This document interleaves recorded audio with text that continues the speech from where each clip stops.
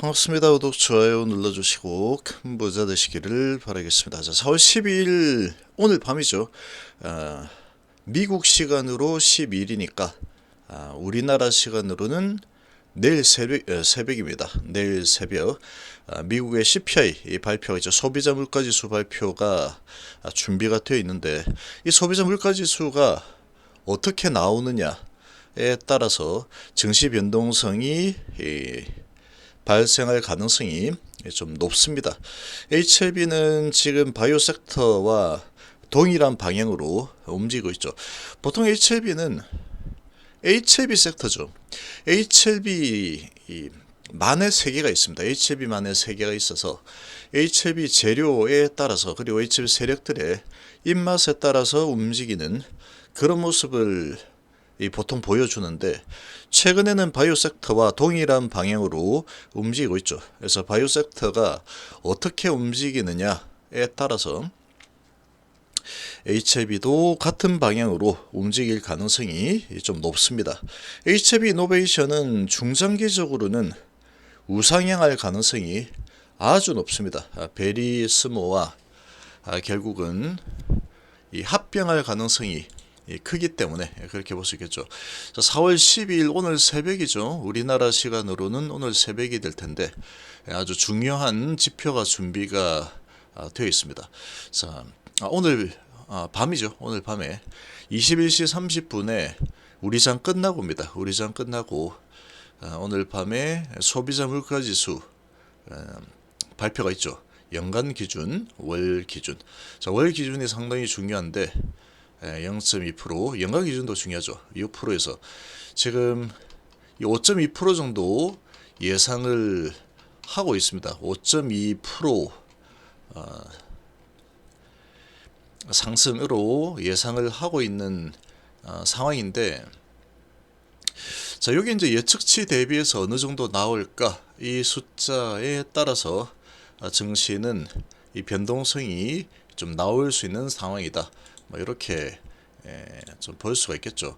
자, 지금 연준 내에서도 지금 갈등이 일어나고 있는 상황이다.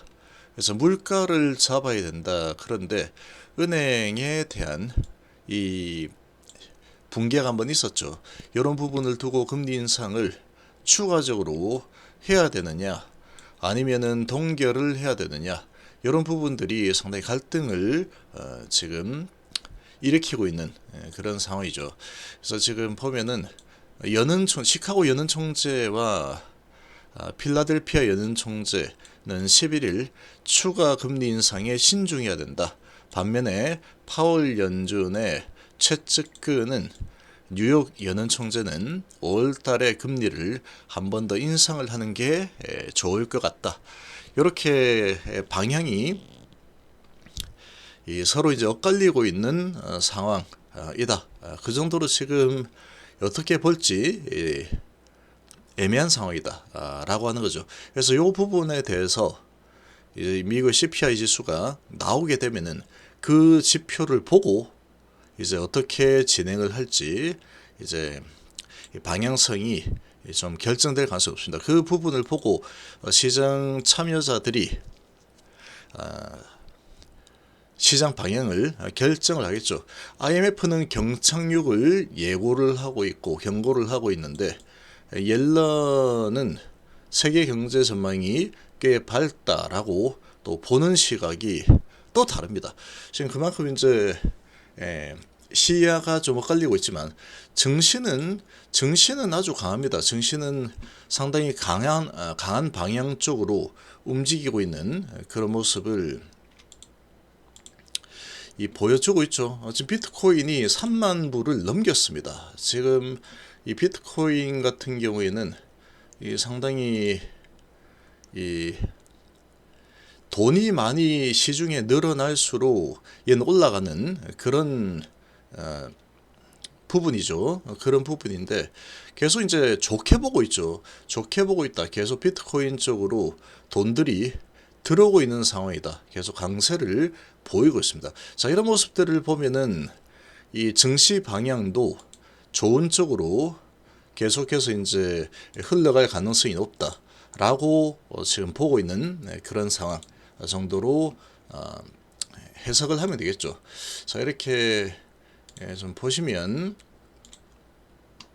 이 되는 상황입니다. 이렇게 보시면 되는 상황이고, 그러니까 오늘 밤에 있을 CPR을 앞두고 기술주들은 부진을 했지만 대부분의 종목들은 그렇게 나쁘지 않았죠. 자, 아마존이 좀 약세, 마이크로소프트, 애플이 약세를 좀 보였고, 반도체가 급등을 하고 나서 숨고르기 약세를 좀 보였는데, 구글하고 메타도 좀 조정을 보였죠. 자, 그러나 테슬라는 크게 일단 하락을 했다가 다시 상승으로 전환을 했고, 은행주들이 강세를 보이고 있고, 이제 은행 쪽이 안정을 찾고 있다. 그리고 전체적으로 보시면 풀밭이 많이 보이죠. 그래서 다우지수는 상승했고 나스닥 기술주들은 조금 약세를 보였습니다. 근데 뭐 지수는 크게 별다른 움직임은 보이지 않죠. 다우가 0.29% 상승을 했고 나스닥이 0.4% 정도 하락으로 마감했습니다. 자, 이렇게 이제 진행이 되었는데 뭐 미증시 흐름에 조금 따르겠죠. 제약바이오 부분은 조금 숨고르기 약세 정도가 지금 나왔습니다. 자, 그리고 지금 언론을 보면은 언론에서 이제 2차전지 너무 과열이다. 다음으로 넘어올 것은 이 바이오 섹터가 상당히 2년 동안 조정을 받았기 때문에 이 바이오 섹터가 이제 한번 힘을 낼 가능성이 높다라고 언론 쪽에서 계속해서 이 바이오 섹터 쪽을 좀 띄우고 있는 상황입니다. 좀 띄우고 있는 상황인데 지금 이 열기가 2차전지 열기가 좀 식어야 되는데 그래야지 이 다른 쪽으로 좀 움직였죠. 2차전지 쪽의 열기가 식을 듯 하면서도 상당히 지금 꺾이지가 않고 있습니다. 근데 과열은 어마어마한 과열이죠. 이 정도면은 아무리 성장성이 좋다라고 하더라도 이건 엄청난 과열이다라고 봐야 됩니다. 과열이다라고 봐야 되는데 지금 그 신드롬이죠. 신드롬. 광기가 지금 엄청납니다.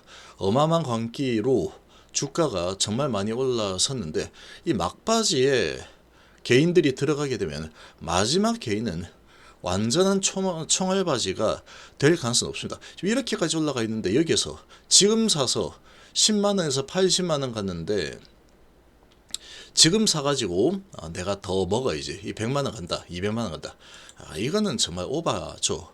8배 오른 상태에서 나는 들어가 있다. 남들은 8배 수익이 나 있는 상태인데 안 될 리죠. 자, 그러고 그럼에도 불구하고 개인들의 광기가 어마어마합니다. 그러나 이 부분은 결국은 한 번은 터지게 되어 있습니다. 무조건 터집니다. 이런 광기는 이 역사를 이렇게 공부를 해보면은 항상 터졌죠. 이런 버블은 항상 터졌다. 그래서 이게 터지게 되면은 2차전지 관련주들은 별로 오르지 못한 종목들까지도 같이 영향을 받아서 약세를 보일 가능성이 좀 높습니다. 그래서 지금은 조금 방향이 코스닥에서 코스피 쪽이 강한 그런 쪽으로 움직이고 있죠. 지금 자동차 주들 오늘 아주 또 강세를 예상을 하고 있는데 어제 우리 회원님들이 추천한 기아 좋죠.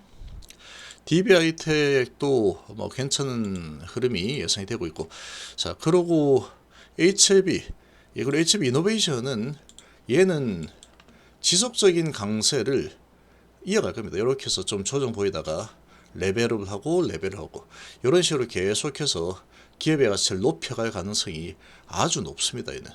그래서 장기 투자한다라고 했을 때 HB 그룹 중에서는 얘가 지금 가장 안전하다. 세력들이 좀 올릴 공간이 훨씬 많겠죠. 시총이 가벼운 상황에 카드 치료제 이런 부분이다 보니까 찌라시를 만들 것들이 상당히 많습니다. 자, HLB는 이제 가남이라는 아주 강한 호재를 준비를 하고 있죠. 자, 그리고 셀트리온이 연속적인 강세를 보이고 있는데 얘는 엄청나게 저평가가 되어 있는 상태고 합병이라는 부분 때문에 어거지로 주가를 끌어내린 이 모양새다 이렇게밖에 볼 수 없죠. 근데 이번에 이제 미국 방문 이런 부분에 소식이 나오면서 셀트리온은 뭐 무조건 포함이 되겠죠. 이런 부분이다 보니까 셀트리온 쪽에 지금 외인하고 기관들 아주 강력하게 유입이 되고 있습니다. 그래서 이 셀트리온은 돈을 버는 바이오 기업이죠. 그러니까 셀트리온이 이 바이오 쪽에서 가장 강력한 그런 또 모습을 보여주고 있습니다. 자, 그리고 HLB는 이 제약 바이오가 강세를 보이는 이런 지금 분위기가 좀 형성이 되고 있는 상황이다. 이 분위기가 계속 좀 이어진다 그러면 HLB도 강세를 좀 보일 가능성 충분히 있는 상황, 이 정도로 보시면 되겠습니다.